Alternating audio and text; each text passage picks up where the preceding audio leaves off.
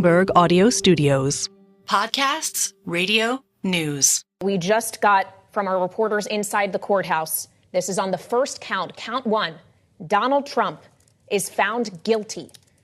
This is the former president of the United States, current presumptive Republican nominee, is now a convicted felon, at least on one count. Count two, also guilty. Remember, we have 34 counts to get through here. This could take some time. Count three now, Joe, is also guilty.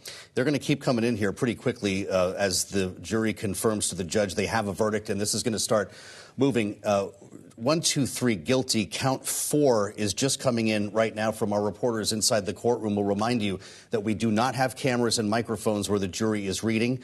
Count one, guilty. Count two, guilty. Same for count three, and it looks like we have so far all guilty, waiting for number four, if I'm reading this right. It's now five guilty counts of 34, Kailey. We'll be watching these stream in for the next couple of moments. Well, and now it's 6, 7, even up to 9 counts guilty. Deanna, it seems that we are looking fairly consistent across all of these, and it's worth keeping in mind that now that we have a guilty conviction on this, 12 counts now he has been found guilty of. Each one of these carries a maximum penalty of 4 years in prison. Deanna, obviously he will not be sentenced today. The judge will schedule that for later. But as we now have 16 guilty counts, do you expect he will spend time behind bars?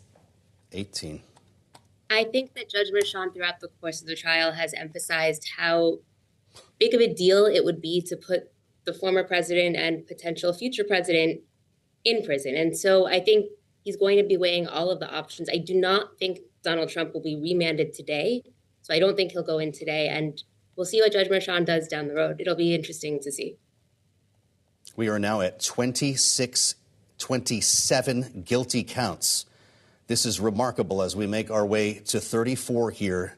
Now 29 guilty counts coming from the jury in the courthouse in Lower Manhattan. Kailey, we should probably let this breathe. We're now at 30, 31, on our way to 34. This appears to be across the board.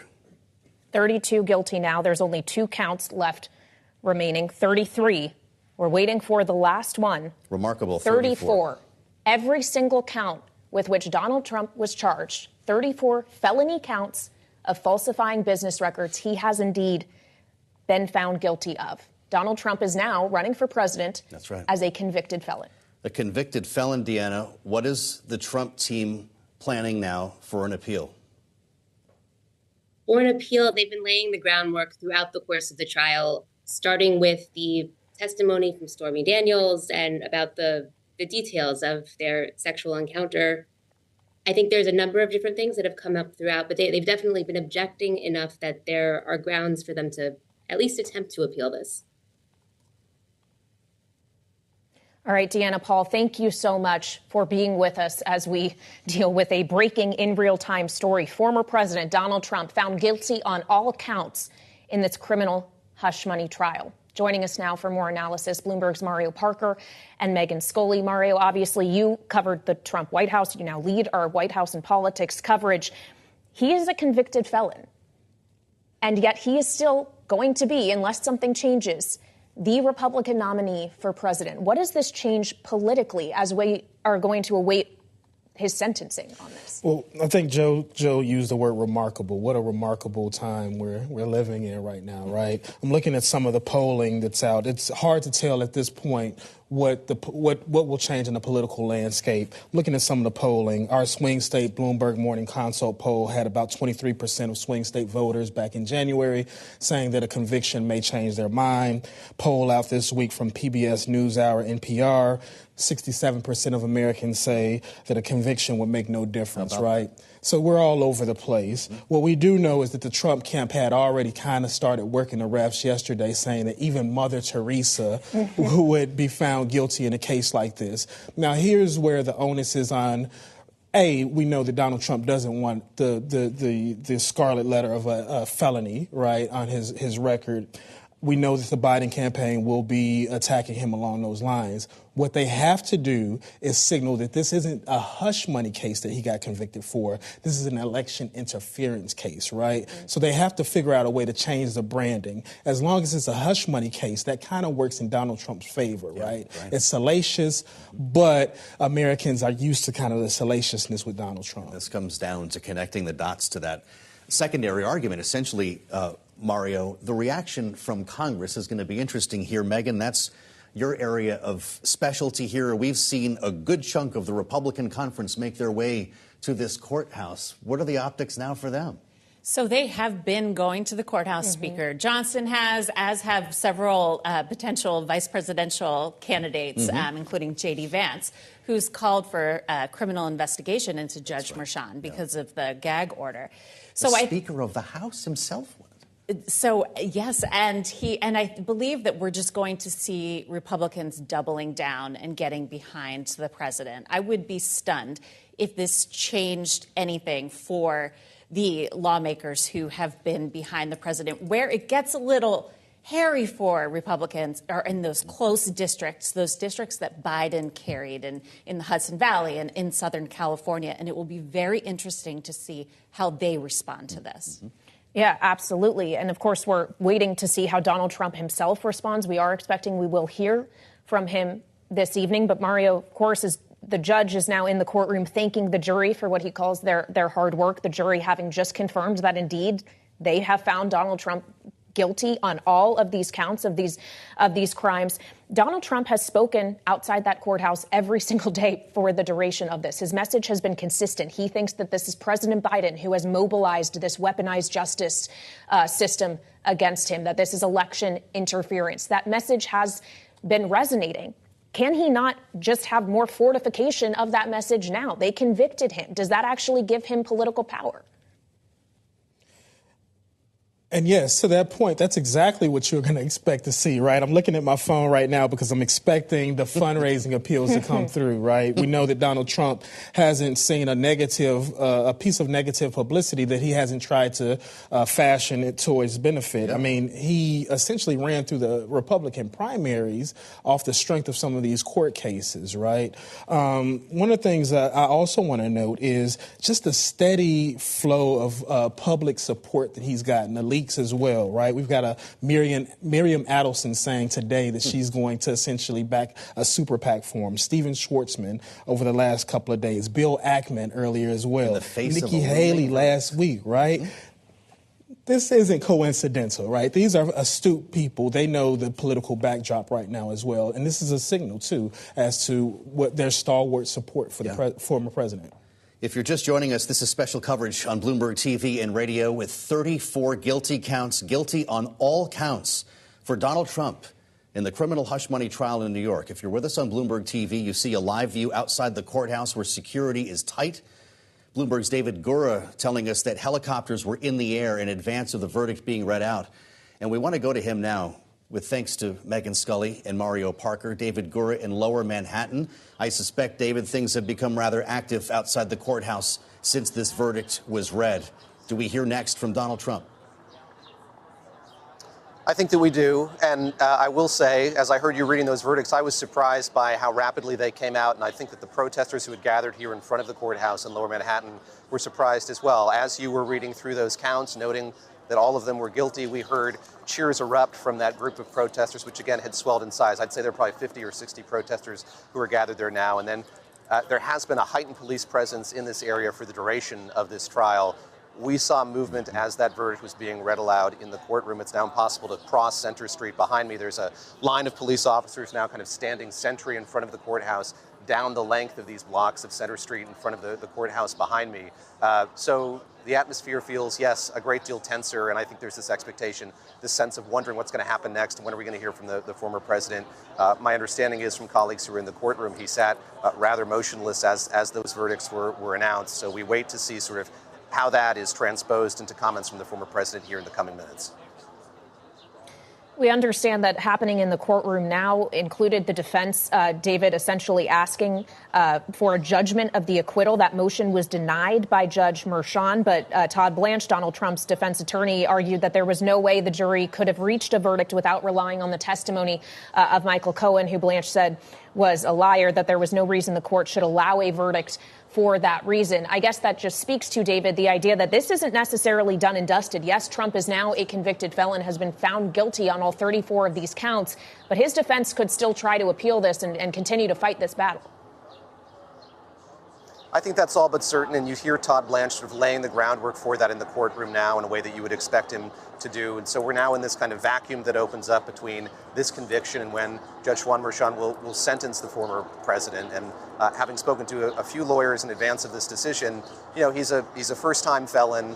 This is a low-grade felony. I think that it is not by any means likely that he's going to serve time in prison, but it is, of course, up to the judge's discretion. And the expectation here is in the state of New York that's going to happen in about a month from now. So again, it'll be a vacuum that opens up here now this conviction is in place, and we'll see how the president operates in that vacuum as you've been discussing here over these last few minutes. He is moving full speed ahead toward the election in early November, and this moves from the crucible of this courtroom that he's been so clearly uncomfortable in and eager to get out of onto the campaign trail ahead of the general election in November. David, thank you so much. Bloomberg's David Gura outside the courthouse as we wait to hear from the former president as part of our special coverage on Bloomberg TV and Radio. Let's bring back Deanna Paul, former New York City Assistant DA, watching this along with us. We read the counts together. We learned the verdict together. Deanna, how long is it going to be before Americans hear about a sentence? I agree with what David was just saying. I would say probably about a month before Donald Trump has to come back to court and Judge Merchan will sentence him. But given the historic nature of the case and who the defendant is, I'm not sure if it'll be kind of par for the course. Well, as if they could hear us, Judge Merchan has just answered that question. Todd Blanche requested a day in mid to late July, and Judge Merchan says July 11th will be the date for the sentencing. Remarkable to consider that July 11th is just 4 days before the beginning of the Republican National Convention, where Donald Trump is expected to officially become the Republican nominee for president in 2024. So it's interesting to consider the speech that Donald Trump will be giving that week, Deanna, could be colored by the fact that he will ultimately know what punishment he is facing for these crimes that he has been found guilty of. But the appeals process, as we were just talking about with David Gura, will likely extend far beyond July, correct? Absolutely. And I imagine when Donald Trump and his attorneys speak today, that's exactly what they're going to say, is that they have every intention of filing an appeal immediately. We've got a statement from the Speaker of the House, Kailey. Can you bring that to us? Yeah, Speaker Mike Johnson just releasing the following statement. He says, quote, "Today is a shameful day in American history. Democrats cheered as they convicted the leader of the opposing party on ridiculous charges predicated on the testimony of a disbarred convicted felon. This was purely political exercise, not a legal one." The House Speaker goes on to say the weaponization of our justice system has been a hallmark of the Biden administration, and the decision today is further evidence that Democrats will stop at nothing to silence dissent and crush their political opponents. Echoing what we have heard from the former president himself. And we'll probably hear again in a couple of moments. Deanna, can you speak to this? We're going to hear about weaponizing the federal justice system. We have been for months. We'll continue to straight through sentencing or maybe the rest of this campaign. But we're talking about a state-level court here. How do you square that? Before you answer that, Deanna, it looks like we do have the former president coming out now. We want everyone to hear what he has to say. Let's listen live to Donald Trump on Bloomberg. Rigged trial by a conflicted judge who was corrupt. It's a rigged trial, a disgrace. They wouldn't give us a venue change. We were at 5% or 6% in this district, in this area. This was a rigged, disgraceful trial. The real verdict is going to be November 5th by the people, and they know what happened here, and everybody knows what happened here. You have a Soros-backed DA, and the whole thing, we didn't do a thing wrong. I'm a very innocent man, and it's okay. I'm fighting for our country. I'm fighting for our Constitution. Our whole country is being rigged right now. This was done by the Biden administration. in order to wound or hurt an opponent, a political opponent. And I think it's just a disgrace. And we'll keep fighting. We'll fight till the end and we'll win, because our country's gone to hell. We don't have the same country anymore. We have a divided mess. We're a nation in decline, serious decline. Millions and millions of people pouring into our country right now from prisons and from mental institutions, terrorists, and they're taking over our country. We have a country that's in big trouble. But this was a rigged decision right from day one, with a conflicted judge who should have never been allowed to try this case, never. And we will fight for our Constitution. This is long from over. Thank you very much. Why should voters vote for a convicted felon? Are you going to drop out? You believe in the rule of law? Do you trust the jury? Or felony counts of falsifying. That was former President Donald Trump speaking outside the courthouse after just being found guilty on all 34 felony counts of falsifying business records. They're maintaining he is innocent, essentially vowing that he will be appealing this, also repeating false claims he has made consistently over the course of this trial, that the judge is corrupt, that this is rigged, that the Biden administration is to blame. Those are words he consistently uses, even if they are not, in fact, accurate. We want to turn back now to Bloomberg's Megan Scully and Mario Parker for more analysis. So, Megan, it was interesting to hear Donald Trump say those words when we just read from a statement, many similar words and phrasing from the House Speaker, Mike Johnson, which goes to show it is not just Donald Trump that is singing this tune, but other powerful Republicans in Washington. Absolutely. We just got a statement in from the Judiciary Chairman calling this a travesty of justice, and they're just pouring in one after another, really taking on Judge Marchand, calling this a rigged trial, using language that we've grown accustomed to Donald Trump using, essentially really putting into question the justice that happened today and the decision that the jurors came to. That's a rarity, or that was a rarity in American politics. And this is sort of a continuation of a long trend here, but really coming to a culmination today with the responses.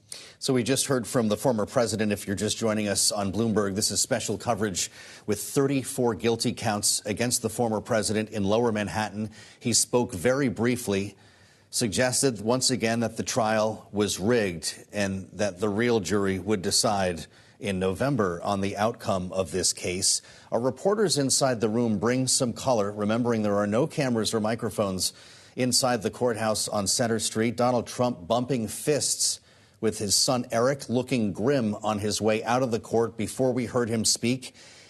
Our reporters tell us when they were looking right at him, he showed no emotion and did not show any reaction when the verdict was announced. He stared straight ahead. Mario Parker is back with us as well. Mario, your take on this idea of the trial being rigged. The election in 2020 was rigged. Jack Smith's case rigged. The documents case in Florida, all rigged. Yeah, there's a trend there, right, Joe, that you point out. Anytime that things don't go Donald Trump's way, this is the card that he usually plays, right? But to Megan's point, what you're saying is that the party has essentially adopted that tone and that posture as well, and they're rallying to his defense. Now, again, we would expect, based off of polling, that Republicans will by and large stand with him. By and large, maybe about 25% may waver. The problem here for Donald Trump is going to be that Joe Biden is going to be labeling him presumptive Republican presidential nominee, felon, and convicted felon Donald Trump. And that'll be message to swing voters over the next 5 months, and including the timeline that you all laid out from the convention, the debates on June 27th as well, just a couple of weeks before the sentencing. Well, it's worth pointing out as well, it's not just what voters ultimately decide to do, but what donors decide to do between now and when people actually go to the polls in November, because there are millions of dollars to be raised and spent in a presidential campaign, Mario, especially considering we got the verdict on the same day that we had reporting that Bill Ackman may be getting close to backing Trump. He has received in recent weeks the backing of more billionaires who weren't previously in line with him. How should we consider the money here and whether or not it perhaps is even going to get thrown at him more so as a result of this conviction? Well, that's what they're banking on, right? That's what the Trump camp is banking on. They're banking on the fact that, again, we've kind of outlined just the through lines and between the rhetoric that some of his advocates and surrogates have used, the rig, for example. So some of this was baked in, right? The expectation that he very well could have been convicted of this. And yet, to your point, Kailey, I mean, you've had donors who are quite aware that today or the verdict could have come in at any time, publicly saying that they're going to back him with money as well. So that kind of shows that, I mean, some of this is baked in, and the Trump campaign is going to continue to kind of message that. The congressional reaction, I suspect, could be pretty loud beyond the statements that are going to be hitting our email boxes for the next 24 hours. Megan, you mentioned J.D. Vance, a potential investigation into what's motivating Juan Merchan, but how about beyond that? Are we going to be in for another 6 months of oversight committee hearings? Does the Judiciary Committee get involved here? Jim Jordan has to get a piece of this, right? Sure. Well, it's going to be interesting to see what happens because, if you recall, the impeachment push for President Biden has essentially stalled in the House. So do they try to revive that? Do they go back and look at impeaching another cabinet official like they did with Alejandro Mayorkas, the Homeland Security Secretary? And what do they do on the Hill? We are now at a point on the Hill where they have switched into campaign mode. So we have tons of legislation coming to the floor that are messaging votes, things that are never going to become law, but that are good for their candidates to vote on. And I think that there will certainly be some messaging legislation targeted at supporting Donald Trump. It also raises the question what congressional Democrats may do, considering this is one criminal case that Donald Trump was dealing with. 3 others are stalled. This one has now come to a conclusion, at least for now. The appellate process is something different. And others are stalled in part because we are awaiting a decision from the Supreme Court on the case here in Washington about whether or not Trump has presidential immunity. And a lot of congressional Democrats have been making a lot of noise about the idea that Clarence Thomas and Alito should be recusing themselves from the cases involving Donald Trump and January 6th. Does that only intensify now, knowing that the Chief Justice, John Roberts, today said he won't be meeting with congressional Democrats over this recusal issue? I think it does. And we're seeing that come from people like Democrat Jamie Raskin of Maryland, who is a constitutional scholar and oversaw one of the impeachments of Donald Trump, talking about ways that they can get Alito and get Clarence Thomas to recuse themselves from these January 6th related Trump-related decisions. And we're going to see a push. Whether or not that will actually come to fruition remains to be seen, because we are in uncharted territory. This has never happened in the history of our nation, that a former president be convicted on felony charges, let alone a former president who is the presumptive party nominee for the next election. So it's going to be a bumpy time on Capitol Hill, with a lot of mudslinging and a lot of new paths being charted. Yeah. Right, Bloomberg's Megan Scully and Mario Parker with breaking analysis. Thanks for being with us both in the clutch.